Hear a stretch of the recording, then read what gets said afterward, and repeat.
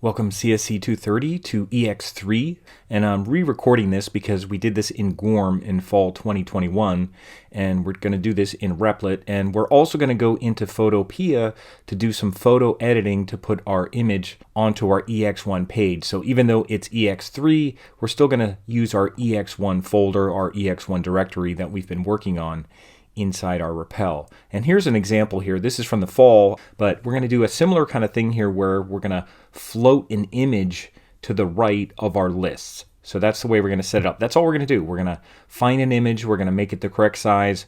We're going to put it on our page. We're going to float it to the right using CSS. We're going to put it in a figure element. And then we're also going to use a fig caption down here. And we'll put a border around our image. So it's not going to require a whole lot of work. I'll show you the HTML just so you can see what's involved.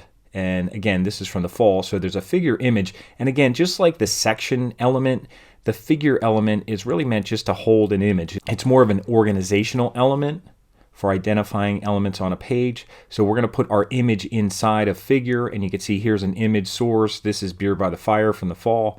And then also the fig caption is inside that figure, and that just has Beer by the Fire caption inside there, and that's just text that's inside there. So that's all we're going to put on our page. And then for the CSS, we don't have a whole lot to do with CSS. Here we have selectors for figure, and you can see we're using the float property to float it to the right of any HTML that's after it. So we're actually going to put the figure before what it's floating after, meaning we're going to put our image here first, and then it's going to float to the right of this stuff. So it kind of comes out of HTML flow and floats over there. And we'll do a little bit of floating, but then we're also going to use some flexbox to align elements on a page as well in kind of this column format. Here's where we have that kind of greater than sign, which means the direct descendant of figure. So this is image inside a figure, but sometimes we can use this greater than sign to indicate that it's the first one inside there. So you don't always have to do that. It's probably the only image inside a figure, but we can use that to indicate direct descendant. So when you see that or when you see a space, they work kind of the same way, but there may be situations where you may need to show the first image inside of figures. I guess that's the way that really means. So that's what has the border around it, because we can't put a border around figure because it would go around the caption as well. So here's our styling for the fig caption. Here's our styling for the image itself, which is really just the border. And then here's our styling for the figure, which we put a little space, margin top, margin right, just to position it a little bit better on the page so that things kind of line up in here. So that's what we're going to do next. So I'm going to go back to my Repel. We're going to work in Photopea, and we're going to find an image that kind of matches up with something from my winter stuff to put in there. So for the next part of this, I'm going to do that work in Photopea, and then we'll start working in Replit. And just to be clear, for fall 2022, it's going to look like this. This is going to be my finished product. And I'm using beer, but you don't have to use beer. You can use an image from one of the shows that you watched or listed or anything else from your list. But that's what I'm going to do, so it should look like this, and we'll get started from where I left off in the last video. So what we're going to do is we're going to get an image, and we're going to insert it into our HTML page right about here, after the paragraph and before the H2. So in terms of HTML flow, we'll have our H1, we'll have our paragraph, then we'll have an image, and we're actually going to use the figure with a fig caption inside it. But really, our image will be here, and then what we'll do is we'll float it. It'll float right of whatever's after it. So it'll float over here, and then it'll be over here. We're going to have an image over here. It'll be a rectangle over here, and we're going to make it 320 by 200, and we may have to make these H2s a little smaller. I think they're too big. And we can do that with CSS. That'll be easy to do, and it'll be a little practice. But we're going to put our image over here, 300 by 200, and we're going to float it in our HTML flow. Now, there's other ways to do that, but we're going to start off by doing a float. And we're going to edit our image in Photopea, which is a Photoshop online version or a free online Photoshop type app, so that we have it the correct size. So we're not putting in a gigantic image and asking the browser to resize it. So that's what we're going to do. So what we'll do first is we'll go get an image. So let's get an image. I'm going to go here and search an image. Now you can use any kind of image. You don't have to use beer. I just feel like using beer for now because I used it last time. So I'm going to use this Oktoberfest beer, and I'm going to go to images. And I'll use the same one that I used on that image that I showed you. So here's a nice one here, two mugs kind of clanking together. And I'll click on that so I see the full image.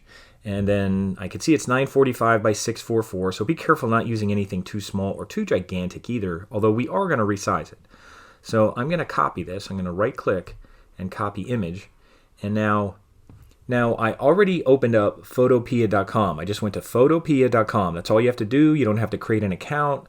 You don't have to do anything else. And what you can do is either go here to new project or go file new, and it'll make a new project. Now what it does first is it uses the size of what I copied, which is 945 by 644. So if I paste it, it'll be that exact same size. Now I actually want it to be 320 by 200. So make sure you change the project size. And I gave it a name here called Oktoberfest. So you could change it from new image to Oktoberfest. And now that you have the canvas the size that you want, 320 by 200, you can hit create. And then you can hit edit paste, or you could do Command V on a Mac or Control V on Windows. I think even Control V on a Mac works. But I'll just use edit paste, see how that works. Now when it comes in, it's really big. Now if you don't see this bounding box going around it or the transform handles, turn them on here. So you could turn them on here if you don't see that, because you might not see them originally. And I'll use Command minus, use Control minus on Windows. And then when you grab it, this is kind of different. Normally I ask you to hold shift to keep it in proportion, but in Photopea it'll stay in proportion. So you don't have to hold a shift key when you move it in here. So I'm going to get it as close as to the size of the window as I can, then I'll zoom in. And that way I could kind of crop it a little bit, and it's not going to be in the perfect proportion. I'll move it up a little bit, and that looks pretty good. Make sure I don't have any white areas showing. And then when you're done resizing, whenever you resize, you should always hit enter, or you could hit this little check mark here. Now, it doesn't make this go away, so if you want to make that go away, just turn off your transform controls. Now this is 320 by 200. It's all ready to roll. If you want to sharpen it, do anything else that you have to do, but this looks fine. So I'm just going to go File, Export. Now, actually, before I do that, I just want to indicate that it is Oktoberfest.psd, and if you want to save it to your computer, you could save it as a PSD file and then reopen it.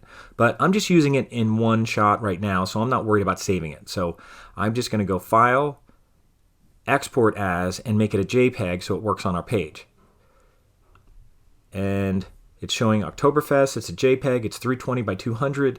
The quality is 70%. You could put it up to 80%, but 70 should be fine for what we're doing. And I'll just hit save. And when you hit save, it should download it, and you should see it go down to your downloads. So there it goes. I have some message about ads or something.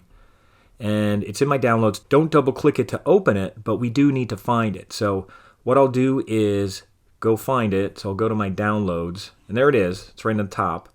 And I'll close this window so I don't have too many windows open. And I'm going to close up Photopea just to not have too many windows open. So I'm going to close the file, and I'll close up my search for Oktoberfest beer.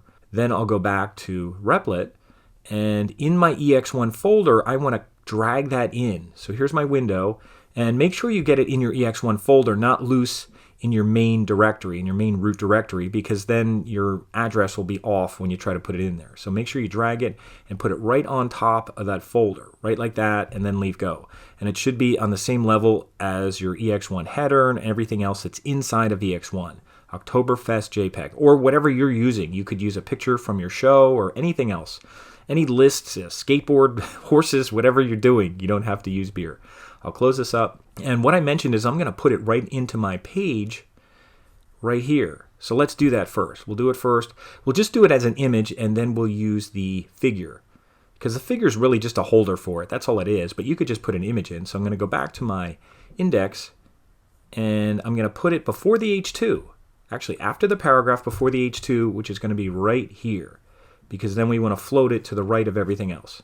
So I'm going to put it in here, and I'm just going to type IMG and hit tab. And it's going to make an image source. Now be careful, like if you type this yourself, I've seen people make this mistake where they have SCR, and it's really hard to see. But if you just type IMG and hit tab, it'll always do the source. Remember, SRC stands for source, so it shouldn't say SCR like screen or anything. Now, we could put in the file name. Now, there's not a real easy way to copy the name so you get it right, so just make sure you type it correctly. If it's all lowercase, keep it all lowercase. If there's any spaces in there, keep spaces in there, but I always recommend don't put spaces in your file names. So I'll put Oktoberfest, and if it doesn't show up, the first thing you want to check that you spelled it right, .jpg. and that it's in the right directory, because if it doesn't show up, it could be in the main directory and not in your ex1. So Oktoberfest.jpg, just check it, be observant. And for alt, I'm just going to put beer pic. This is just a general thing. You don't have to worry too much about it right now for screen readers, so they know what it is if it doesn't show up on screen, or if it doesn't load, it'll show beer pic. So you just know what it is. You could put Oktoberfest too, or whatever you're using. Just some description of this. So it's kind of a description of that in case it doesn't show up. So there's my Oktoberfest JPEG. And when I go here and refresh, I'm seeing my image, and that's the size it should be, and it's going to go over there. And like I said, these headings are a little big, so we may make them smaller, but I'll wait till I get my image over there. So our image is going to go over here, it's going to float over, and this space here will be gone. So what we're going to do before that is we're going to put this in a figure. And you might have said, well, why didn't we do that first? Well, I just wanted to show you that we could just insert an image. Now what I'm going to do is I'm going to do something called figure and hit tab and then hit enter. So now I have opening and closing figure. And then also inside of there, I'm going to type fig caption. And I'll hit tab. And I guess I could hit return there as well. So we have fig caption inside of figure. And what we're also going to do is cut our image. Here's our image. I'm going to cut it. I'll use Command X, or you could use Control X on Windows. And we're going to put it above the fig caption. So it'll look like this. So that's our structure. We have a figure element, and inside of the figure element is our image source, our image, and then there's a fig caption. And what are we going to put in here for fig caption? We're going to put, I'll put Oktoberfest beer. And you don't have to put a paragraph or anything in there. You can just go in here as just text. So you don't need a paragraph or anything else. I guess you could, but I'll leave it there like that. So that should be our structure, and that's all above the H2 and all after the paragraph. And it won't look any different. If I refreshed it right now, it doesn't look any different. But it does look a little different because we have our fig caption. And we could center that too, but we'll do that with CSS. And what we'll do, because the figure is encompassing everything, we're going to float the whole figure, and everything should move to the right. So let's go into our styles. So we're going to make styles for figure, for fig caption, and also for the image. We might put a border around there. And let's get into it. Let's go to styles.css. And where we're going to put that is right here, after the paragraph, before the heading. We'll put our figure. So I'll put figure, space, curly braces, and then I'll make one for fig caption. And if fig caption comes up, you could select it and put the curly braces. And then I'll do one for figure, space, img. Now, why am I doing that? Because we have other images on the page, but this says the image inside of figure. Image inside of figure when you have a space. If you had a comma, that would mean both, but with a space, it means this is the image inside of figure. So those are the targets that we want, and they're elements, so we don't need dots or anything. And what we'll do for figure is we'll do something called a float property. We'll float, put a colon, and then right. And our semicolon. Float right. For fig caption, we'll go in here and we'll do something called text align. I'll click on text align, and I'll just put center, because we're going to center the text. Well, let's just see what we have before I mess with figure image. So we put a float right on figure and a text align center on fig caption. Let's see what happens. Perfect. That's what we want. Now we don't have a border on here. We're going to put a border on here just to make it look nicer. We're going to have to bump figure down, so we could put some padding top on here. And we'll also put some margin left to kind of push this away. But I think these headings are a little big. The H2s seem a little big. We're going to make them a little bit smaller. And that should be it. And we should be good with that. So let's put a border on before we move it around. Now we're putting it on the image. We don't want to put it on figure. If we put a border on figure, it would go around everything. It would go down here. We don't want it going around the text. We just want it going around the image. So I'm going to use border, and you put 3 properties for border. I'll just choose border. And we'll do the style, and it doesn't matter which order you use, but I'm just going to put a thickness. I'll put 2 pics, and then a space. And I'll put a style. I'll put solid. And then I'll put a color, and I'll put black. And that should be all I need. Let's see what it looks like. Again, no commas in here, no space between 2 and pics. Let's see what it looks like. Looks good. Now you could go smaller or thinner with that. You could go 1.5 pics if you want, but that's okay. And it's pushing these lines over, so it's making them go on 2 lines. I think I'm going to make them smaller. And one thing I just wanted to point out again, if I right click on here and choose inspect, I just want to look at the size. I think it says 1.5 M. So I'll go down here and it's still saying 1.5 M. Without getting into M's right now, that's about 150%. So we haven't been using M's. We'll stick with percent for now. Let's make it like 130%. So I'll close this up and see how that works. So that would be for our H2s. So I'll go to H2s and I'll put font size. And font size comes up and I'll just put 130%. Just make it a little bit smaller. I think the 150 is a little big, at least for what we're doing for subheadings like that. And we'll check it out. And it looks okay. And we don't really need to have a margin left, but it'll help. If we put margin left first, it would have pushed that over. But we want some padding on the top. Now we had, I think, 24 pixels above these H2s. Let's do the same here and see how it comes out. So we could go to the figure and do padding dash. It's not coming up right now. It's moving a little slow. Padding top. And I'll just put 24px semicolon. And I'll go here and I'll refresh it. And that looks pretty good. You could go a little more if you want. You could even put a little space above Oktoberfest beer, above your fig caption. If you wanted space, you could do the same thing. You could go into your fig caption and put a little padding top, padding dash T. See, now it's coming up. It's a little, sometimes if it's running slow, these things won't come up. But I'll put like 4 pics. And make sure you don't put 2 semicolons and see how that looks. Refresh it.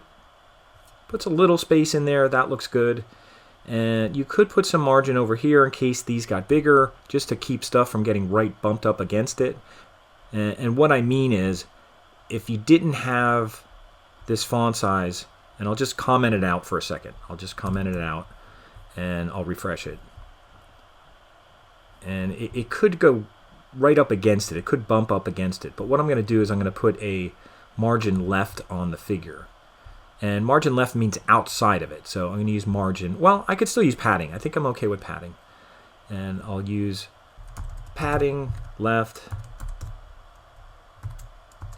And I guess I'll just use 24 pics and see what that looks like. I don't need too much space over there. Now I'm going to uncomment this. Now you can uncomment it by using command / or control /. And now let's see what it looks like with the smaller font size and the padding. There's a little 24 pics padding on there. Now you might not need that much, so let me take away the padding left. Let me just make it like 18. No need to have an excessive amount of padding there. We just don't want it bumping against the edge. We don't want text going right against the edge. That wouldn't look nice. But that looks pretty nice. So I think that's okay right now. We're okay with our spacing. All our spacing looks okay. And we have our image with our border. So I think everything's okay. So all we had to do here was use a figure. The whole thing's a figure. This is the fig caption. This is the image. We put the border on the image with 2 pixels, black, solid. And we put some padding top of 24 pics. We put some padding left of 18 pics. And we put a little padding top on the fig caption of 4 pics. And that's all we had to do. And this whole thing is using the float right property. So whatever's here is floating right of what's after it. Now, floating can get confusing, but this is a little introduction to float. There's different ways to do this. We have something called Flexbox that we can use for making multiple columns. But for now, this is okay. So that's our ex3. That's all you have to do for ex3. So in my warrant for ex3, just say completed, because I'll still go into your repel for CSC 230W1, and if I see your picture and it's all right, that means you did it. So you don't have to do anything else for ex3 other than make sure you get whatever kind of image you want to use. You don't have to use beer. You could use anything from your list. You put a fire, you could put studies, notes, you could put any show that you watched, a movie that you watched, anything here. Just make sure it's 320 by 200. And everything looks like that for now. So I think that's pretty good. That's all you should have to do, and that should end the unit in terms of hands-on activities, and we'll do some more hands-on activities in our next unit. So you're good for now as far as dealing with EX1, because I think we're done with EX1 for now. We can move on to another exercise folder. Okay, we'll see you next time.